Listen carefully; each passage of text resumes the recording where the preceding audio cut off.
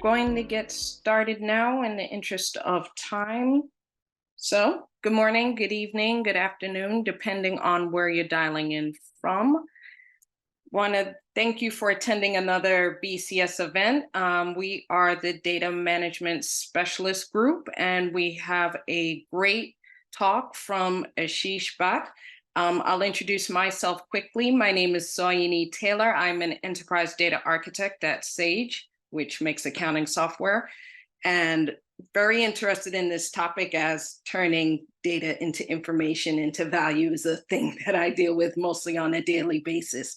So very curious about this. I am just going to read a little background on Ashish. Ashish has enjoyed a 20-year career that spans various sectors, which includes enterprise, national, and regional IT and data projects. Ashish is originally from Trinidad and Tobago and is based in Canada, working for the Municipal Corporation in Kingston, Ontario. He's been a member of BCS since 2013. He's a chartered professional since 2016, and he currently serves as a BCS assessor and on the committee for the BCS Canada section, and is a part of this data management specialist group. So while Ashish isn't working on high-profile IT projects for the city of Kingston, he enjoys cooking, singing, dancing, and spending time with his 8-year-old daughter telling dad jokes. So I'm going to turn it over to Ashish now, and very interested in this topic, very much looking forward to it. I'll let you take it away. And also just to let you know, if you have any questions, feel free to type them in the Q&A section and we'll ask them at the end. Thank you. Thank you, Sohini. So it's my pleasure to present to you this evening, or well, over here it's afternoon. It's about 1:30 over here. I trust it's about 6:30 p.m. in London. But it is my pleasure to present this topic this evening. I believe we have about 10 to 15 minutes of presentation followed by questions. So I'm going to try to get through the slides as swiftly as possible, then we can keep the floor open for any questions. So like I said, my pleasure taking you on a journey of the information value train. So let's start by looking at our itinerary.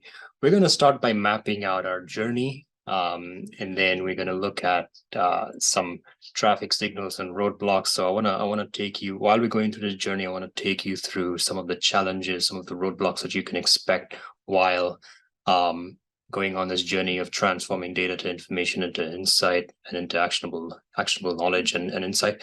And then what I would like to do is we take a moment to meet all the special people that we're going to meet along the way. At each station, you'd see that people get on, people get off. I'm going to have a nice conversation with them, and finally, I mean, keeping consistent with my analogy. I've been giving analogies pretty much all my career. So it's something that I enjoy.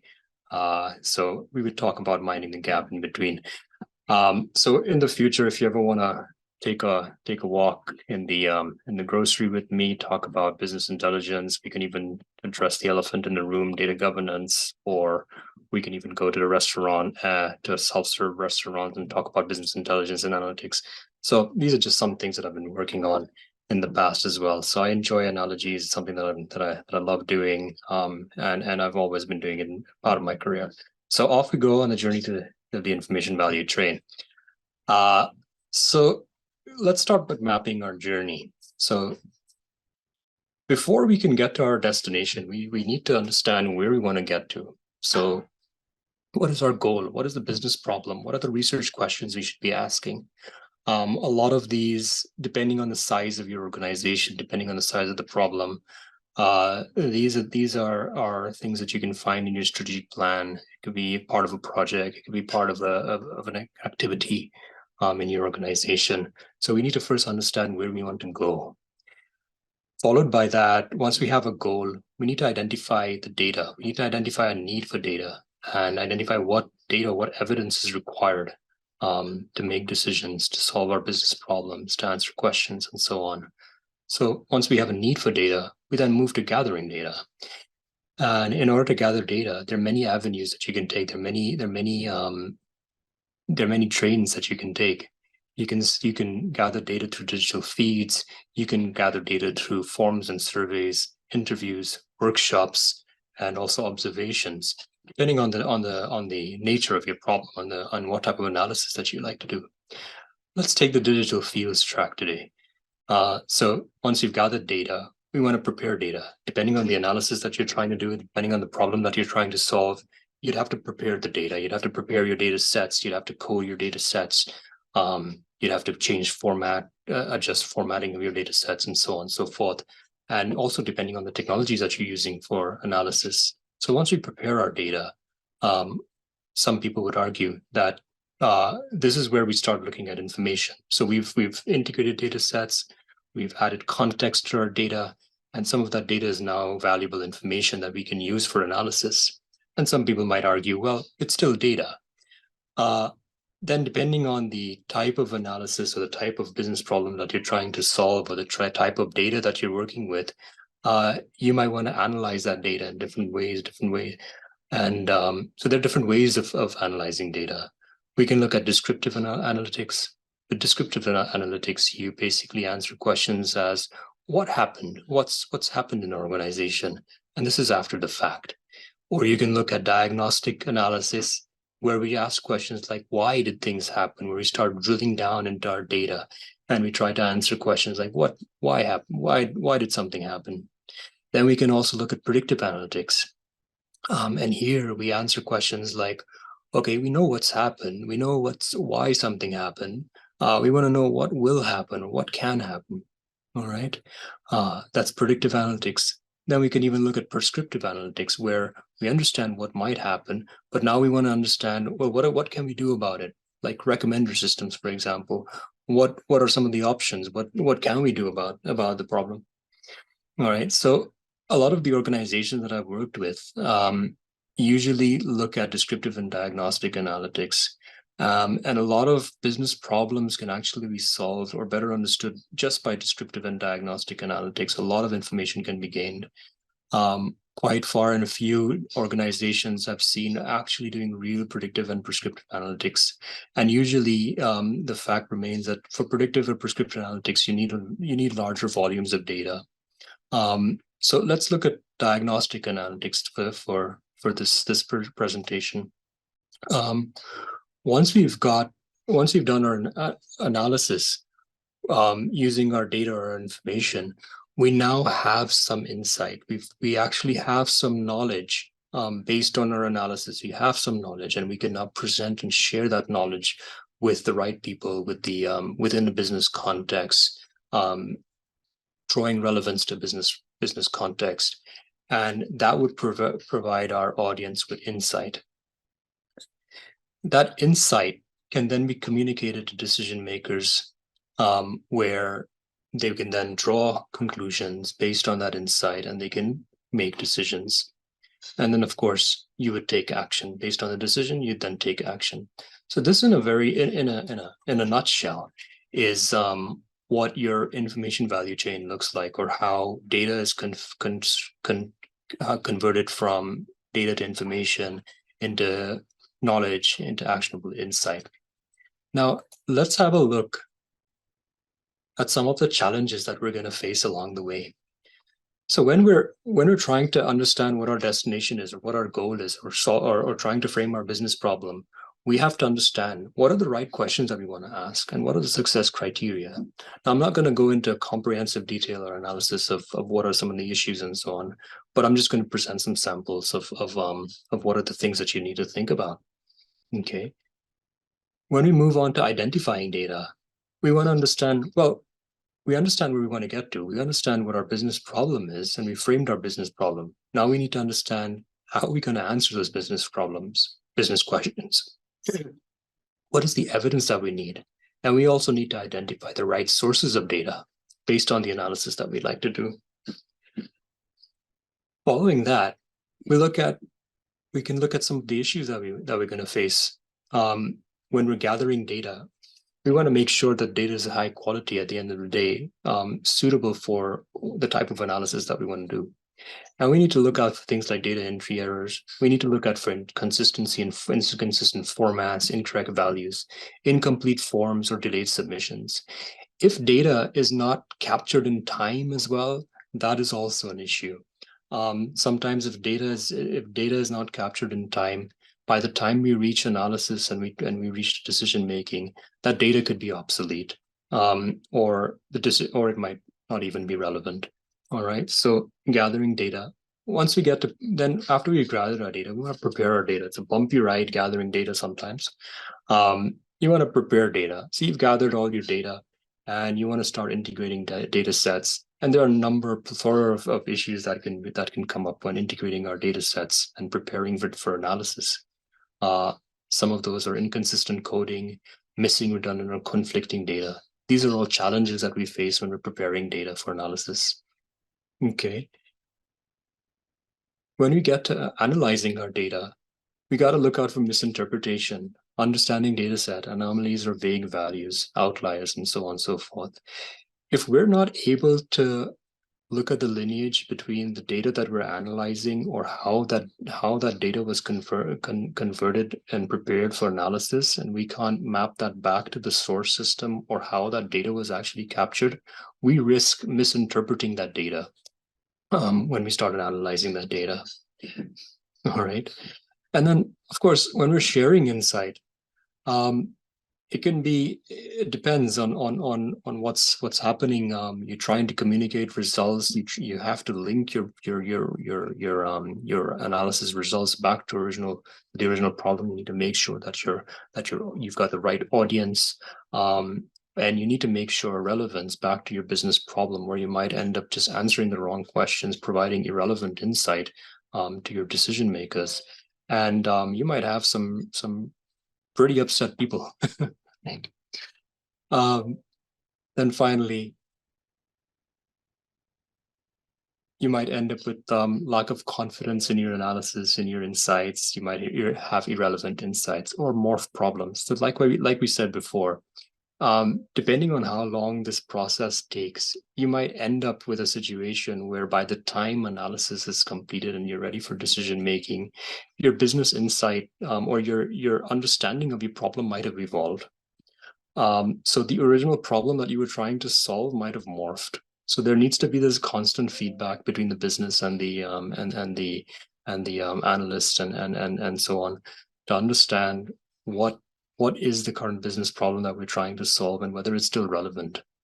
Okay, and a lot of if you've been involved in business intelligence and analytics, one of the things that you'd remember, one of the things that you might know is that as you start analyzing data, as you start doing your diagnostic analytics, the understanding of your data evolves as you go, and then the understanding of your problems also evolve. So that's what we're talking about here. So morph problems is a big problem when we're looking at data-driven decision making. And finally,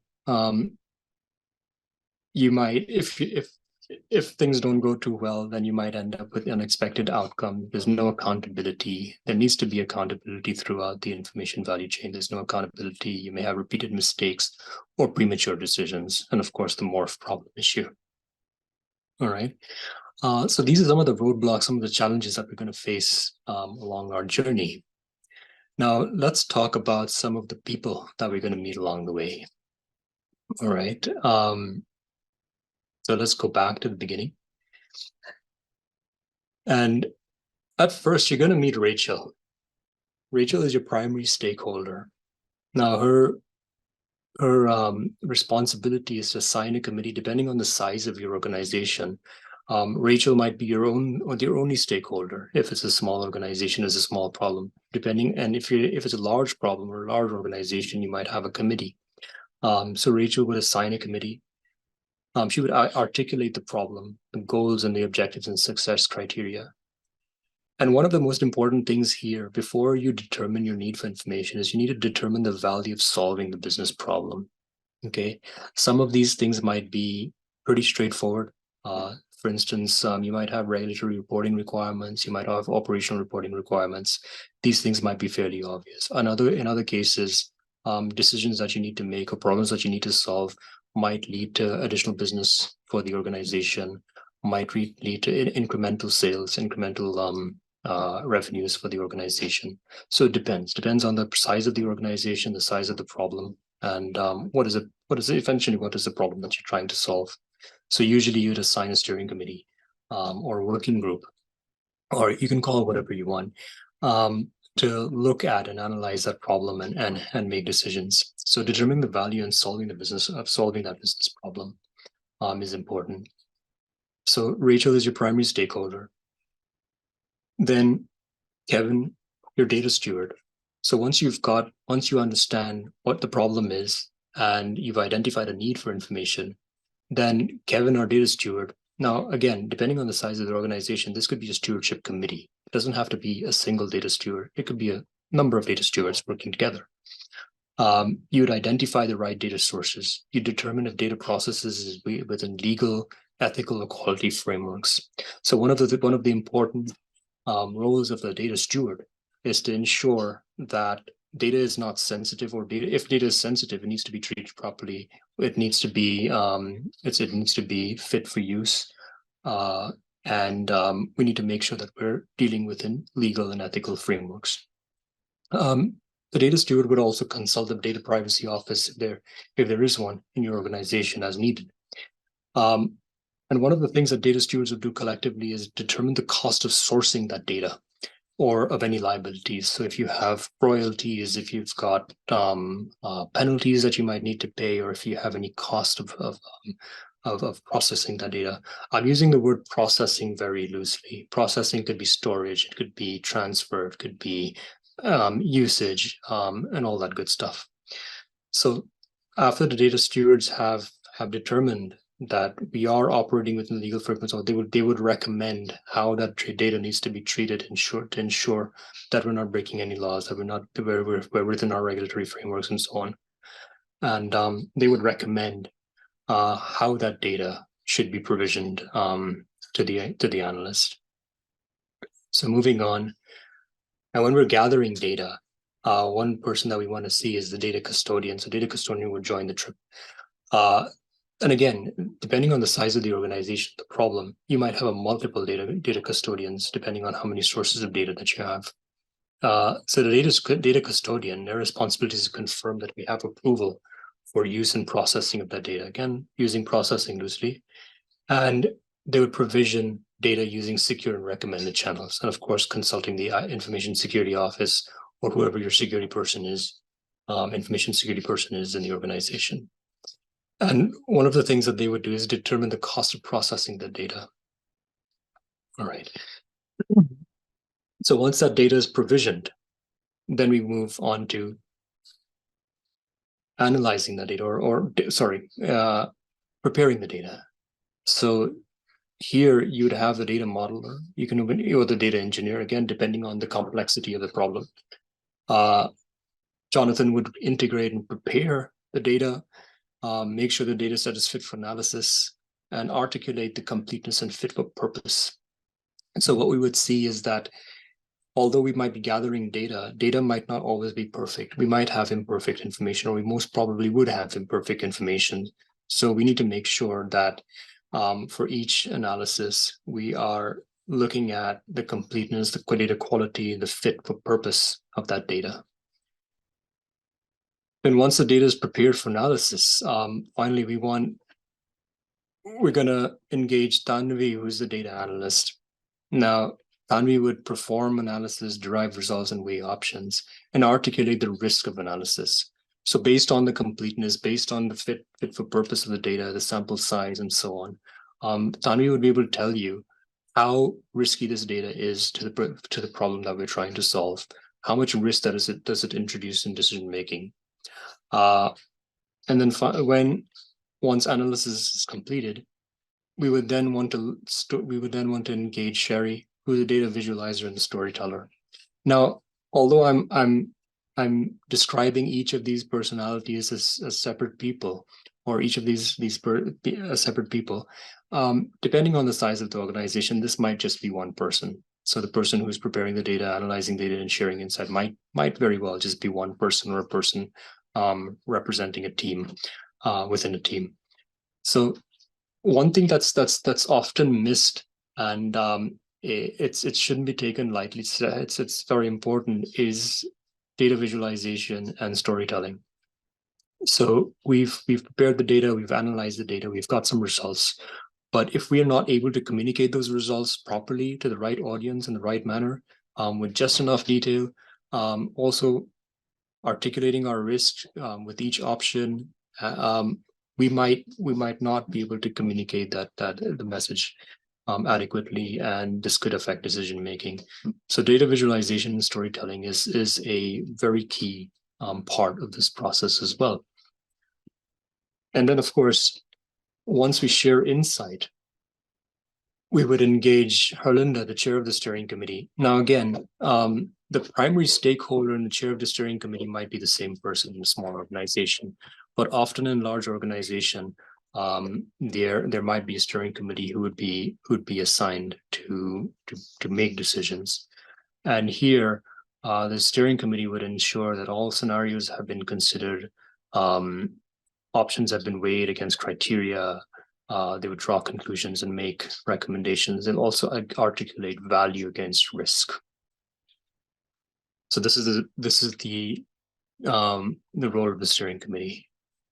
Then, of course, once the recommendation is made, Rachel, or a primary stakeholder, would then action the items, the decision based on conclusion recommendations of the steering committee, and actually measure actual value of solving the business problem.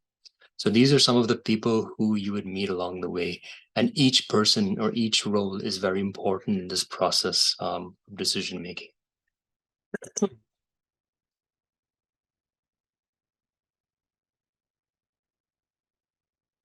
All right. So I usually don't like to go into too much theory, but I'd like to just speak about a few things here. When we're identifying that need for data, this is the actual value of solving the business problem. And we would look at the value of information. So sometimes the value of information depends on the business problem. And what you would say is that, okay, we want to look at what is the value of solving that problem with data and without data. So we might have a business problem at hand. I might say, okay, well, if we had some more information, if we had some more insight, we can actually increase the value of our gains or our revenue, and so on and so forth. In certain cases, like if you've got regulatory reporting requirements, penalties and so on might be your value. In that case, you might not have much choice, but you would have to prepare reports and for regulatory reporting. So the value in that case of the data, it's more of a liability than not.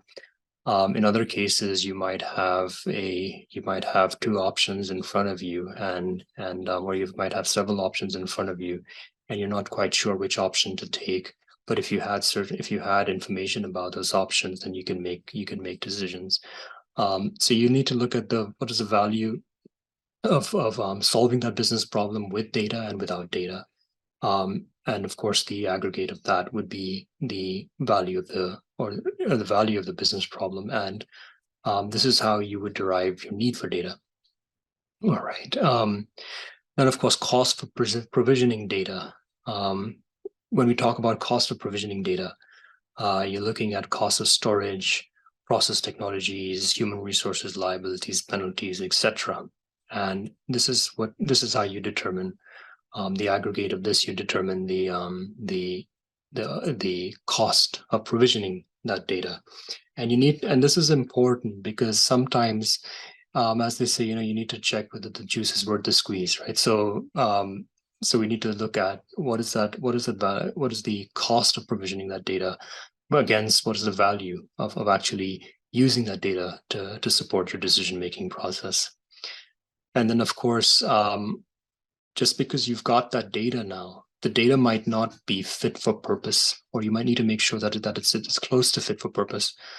So you might want to look at the sample size required for doing your analysis, your statistical analysis, or what have you. the format of that data, completeness, accuracy, reliability, etc. And the reason is because the value of that information decreases if it's not perfect information. So although that incremental benefit that you're expecting with the data is the value of perfect information, depending on the completeness or the fitness of purpose of that data, it would add risk to your decision making. So that would diminish the value of that information. And then you want to look at value versus risk, of course, like I mentioned. So what is the expected value based on that risk? And that's part of the analysis that the data analyst would be able to do.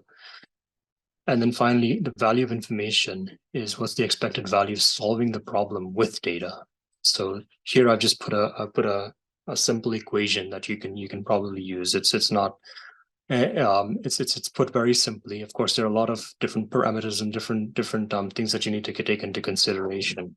But basically, we're looking at the risk of having imperfect data times a value, as in the difference that the data, the presence of data would make in your decision making process, and what's the value gain minus the cost of processing that data.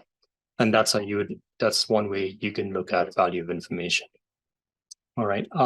Sohini, I'm not quite sure how much time I spent there. I might have rushed through these slides, but that probably just leaves more time for questioning.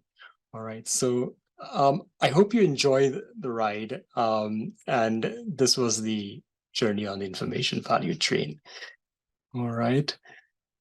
No worries. No, that was really, really good. I actually have some questions that I jotted down during the presentation. Sure. If anyone else has any questions, please feel free to ask.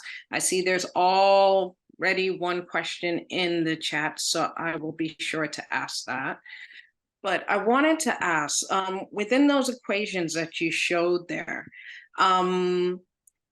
do you also look at the time to get the data or to gather the data, along with the value and the risk, as part of that calculation, to understand if it's going to take us, say, for example, 2 years to get the data to answer this question or to diagnose this problem? Do we even bother?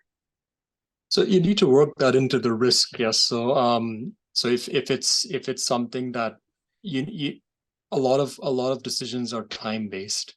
Yes. And one of the dimensions of data quality is that data is timely. All right, and it's not by accident. So I mean, you need to make sure that if you have stale data when you're making your decision, that's just going to increase the risk of your decision being incorrect or not completely accurate. Yes. Okay. Yeah. We have a question here, and it says, to what extent is the value estimation subjective? To what extent is it subjective? Is the value estimation? Yeah. So again, usually when you're doing value estimation, now we can go into a whole conversation just on this topic, right? But you would have quantitative value of a decision. That's fairly straightforward.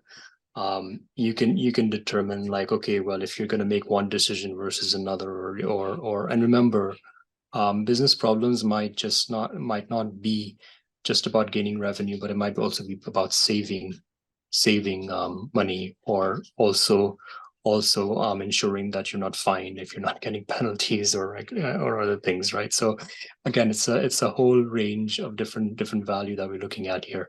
But there's quantitative value and then there's qualitative value. All right. And there is a way that you can put there is a way you can put a figure on qualitative value as well. All right. Based on depending on surveys and different things, you can actually look at your qualitative data and you can convert it into qualitative data and convert it into quantitative data to get some kind of measure. All right.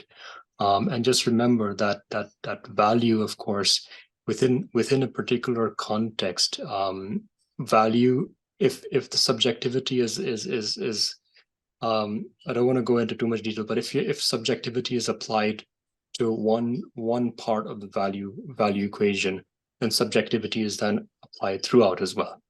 All right, so everyone is so every part of that equation then is I'm not finding the words, is subject to the same subjectivity. All Yep. right. Yeah. No, Okay. understand completely. We have another question. It says you mentioned a wide range of skills. What would be a good strategy to raise awareness of the need for these skills within an organization? And how would you suggest upskilling staff? Upskilling staff. Yeah, to Yeah. meet the needs. Yeah. So I actually use the information value chain when I'm talking to fresh outs and people who've just joined the organization, and also to non-technical folks, non-data savvy folks as well. And this type of presentation, and again, usually I would have a whiteboard and I would go through this, and we would have a whole discussion around it, and we can even have tea and coffee or whatever. But the point is that this type of presentation generates awareness. It provides everyone who's part of the information value chain or the information value train. It gives them an idea of what comes before, what comes after, and what do you need to keep in mind. Like, for instance, a decision maker might not have a full grasp or the full appreciation of what goes into getting that data to the decision maker, and what might be some of the issues with the data, and how it might affect your ability to make decisions based on the insight that's provided. So understanding data quality, understanding those issues is something that decision makers would have to understand as well. Also, data analysts or data custodians might not understand what's the value of the information. So a lot of I've seen data custodians or data stewards, they're collecting a lot of data as part of their business operations and stuff, but they're not focused so much on data quality. So they might so their particular data source or system might be satisfying a particular business process, and once that business process is satisfied, they're happy, and life continues. But we also have to look at data quality. We have to look at the data sensitivity. We have to look at categorization and tagging of that data, and so on and so forth, so that we can make better decisions. We need to understand the value of information. So it's a way of getting people to understand their roles better, and also to understand how what they do affects the rest of the information value chain. So Yeah. you just mentioned in that right there some data capabilities, data categorization and some other things. So the second part of the question is, what do you suggest for upskilling staff or employees in those knowledge areas, whether it's even data governance or something like that? I mean, I can, apart from taking specialized training or doing training courses and stuff, that would be an obvious answer, I guess.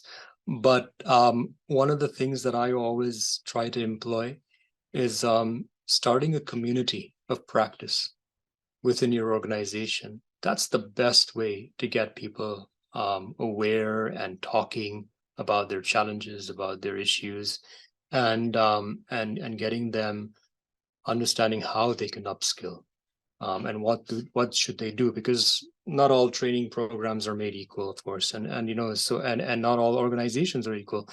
Although all of the philosophies and the principles might be similar, but one of the best ways to move forward is starting a community of practice, a community of interest within your organization, and just starting that conversation. And use analogies. I love using analogies to explain things.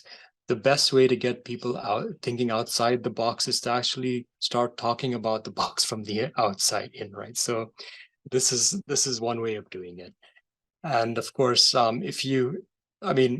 feel free to reach out, right? This was a small sample of what I like to do, but But if you want to discuss a particular topic and you have a certain specific audience that you want to engage, feel free to reach out. We can definitely do something together. Yeah. And I also just want to bring up, you said using analogies, and I will say I Yeah. use analogies quite a bit. Some people think that when you have to explain IT or data and those things, it's good to use the jargon, but many times it's better to talk about food, or Exactly. you make a movie theater, or how do you build a building, instead of Perfect. well, Yeah. IT thing, to make sure everyone understands, right? Because at the end of the day, it's vocabulary. We have to be speaking the same language to Yeah. be able to collect the data and move forward. So Yeah. And this type of conversation brings everybody on the same plane. absolutely. So yeah. Absolutely. We have another question. Apart from the risks and data protection impact assessments, what other tools would you use to assess risks and impact, albeit cost, reputation, etc.? What are some of the tools that you would use to Assess risk and the to impact. assess to assess risk? And yeah, there are many ways you can do that, right? So like one of the things that you can do is profile data. All right. So when you profile data, you're looking at everything from completeness, quality, sensitivity of that data. You're looking at many different aspects of that data. So for example, if you even look at sensitive data, let's say we wanted to do some analysis to see, I don't know, I've worked for universities for quite some time. So let's say, for instance, we want to start a new program at a university, and we want to understand which one of our campuses should we start this program in, right? So great thing to do is that let's look at the historical enrollment for similar programs over the last 10, 20 years, and see where are those people located, and what kind of demographic information we can derive, and try to you know determine where my population size is going to come from, where my majority population size comes from, things like that. But then in that case, we might be requesting sensitive information. We might be requesting sex. We might be asking for addresses. We might be asking for different things, which might not be fit for analysis, right? So that might be sensitive information. Now, one of the things that you can do is you can aggregate data. So moving sensitive data to unsensitive data, you might want to aggregate the data, but then that changes the analysis, and that introduces a certain amount of risk or uncertainty in your analysis. So these are the type of things that your analyst would be able to tell you that, okay, well you've introduced risk here. What is the risk that we've introduced by aggregating the data rather than having specific data? So there are different ways that you can look at risk. But profiling the data is probably one of your best starting points.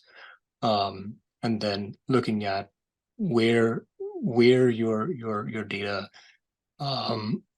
falls short in terms of being fit for purpose for analysis. But what I would even take it a little further. I'd say, hey, you need to understand what is the goal, or what is the business problem that you're trying to solve with that data. So let's say, and again, this is a very broad topic. As you could understand, it's not something that there's no specific answer here. But one of the things that I always tell clients and colleagues is that, okay, let's look at risky data. Let's look at what data could be risky. Let's say the sensitivity or your quality or whatever of your data is poor. But if it's not impacting your bottom line, it's not risky data, right? So let's look at the strategic object or your goal of your organization. Let's try to understand what data is actually useful. what data within your systems, within your day-to-day operations, what data is actually what is the value of that information. All right, and then let's work back to see, okay, well, let's try addressing the risk associated with that data, rather than looking at all different types of data, things like that. So I don't know if I've answered the question, I but think yeah, there's just different ways of looking at data. And I mean, if you want to talk about certain tools or specific tools, we can go into more detail there. Yeah. another question was or is, can you recommend any books? Any books? Let me think about it. Depends on what you are looking for. But there are, oh my gosh, there are a couple of nice books from BCS that I've actually looked at for data governance, data protection, and data quality as well. Okay.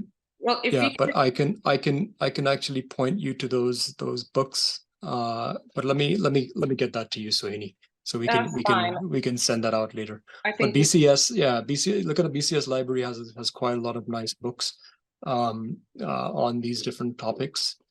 And then there are a lot of sites as well that you can. There's a lot of information that's freely available out there that you can look at as well. Dataversity is out there, data governance organizations out there. There's the Data Warehousing Institute, DAMA, many different organizations out there that have a lot of information. Hey, the BCS Data Management SIG as well. why not? You know, yeah. A little bit of a plug. We have another question. So carrying out this work costs money to an organization. Sure. What metrics, outcomes, value do you tend to use to justify the work and the investment required? Yeah, and that's exactly the topic of the conversation, right? So value of information, right? So one of the things that I've found is that an executive steward or stakeholder might request information or request surveys to be done and different things to be done in order to answer a business problem or solve a business problem. But again, it might be very difficult for them to justify, well, why should we take this up? Why should we pursue this endeavor? Right.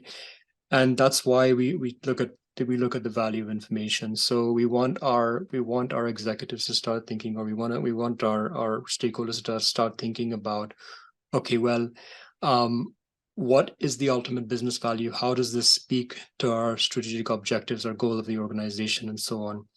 And then we look at, okay, well, cost, we look at risks in terms of our liabilities, in terms of penalties, in terms of regulatory things like, different things. And then we look at processing cost and all these different things. And of course, then we need to look at how reliable that information is. So so what I describe is basically all the different steps that you need to keep in mind to understand what is that value of information. And then if that value of information is worth it, then that is how much you would pay for that information. Or you wouldn't pay more than that amount for that information to continue with your provisioning that information for decision making and so on. So I'm not quite sure what else I can say there. But this is the idea of value of information. And it's a stop. I Yeah. guess no go kind of. Yeah. So you've identified that there's a problem, but now we're moving from identifying a problem to a need for data. And that need for data has to be followed by what is the value of that information. And if you can't justify that value of information, then probably you shouldn't proceed. Understand. Yeah. And then we have a question in the chat, which I feel I can answer, but I'll let you have the first crack at it. Can a data steward also be a data custodian? I have my firm answer for this, but go ahead. It's a conflict of interest. I agree. If a data steward is data custodian, it's a conflict of interest. Data stewards are usually business on the business side. Absolutely. Data custodians are the folks usually on the IT side. Doesn't have to be, because now you have got a lot of self-serve type things going on and things like that. So there's a whole now wide array of custodianship. But typically, let's say if it's IT, and one of the things that a steward would do, let's just look at, we've been talking about data protection. Let's look at data protection for a second. A steward would consult the data privacy office or the data protection office to understand whether the data is sensitive, whether dispersing that data can lead to regulatory or policy issues. All right. The data custodian will talk to the information security office to say, okay, how do I protect this information? How do I keep it confidential? How do I safely deliver this information? In conjunction with the sensitivity of information that this data steward would communicate. So it's they need to collaborate a lot, but I would say it's a conflict of interest if they're the same. Yeah. Okay, great answer, because I was going to say the same. Yeah, you agree with me, Sweeney? Yes, I very Yeah. much think that the data custodians in the IT side are on the IT side, and that data steward's a business role or a subject matter expert of that data role. So yeah, I'm very much on, they are split, and it's almost which side of the mirror or which side of the coin are you on. But yes, they serve the same coin or the same mirror. So Exactly. they're connected, but it's not usually the same person or the same function or realm in some ways. That is all of the questions that I see in the chat. I don't know if anyone else has any other questions. Let me just check my question list to make sure I've asked all the questions I wanted to ask. I'm going to stop sharing here for a minute so I can just see. My last question may be a bit of an open question, but I wanted to ask your view on the difference or the balance between speed and value. So as you can imagine, we as IT or outside of IT and data roles, we're charged with getting data to employees faster so they can make these data focused, data driven, data centered, whichever word you want to use, decisions.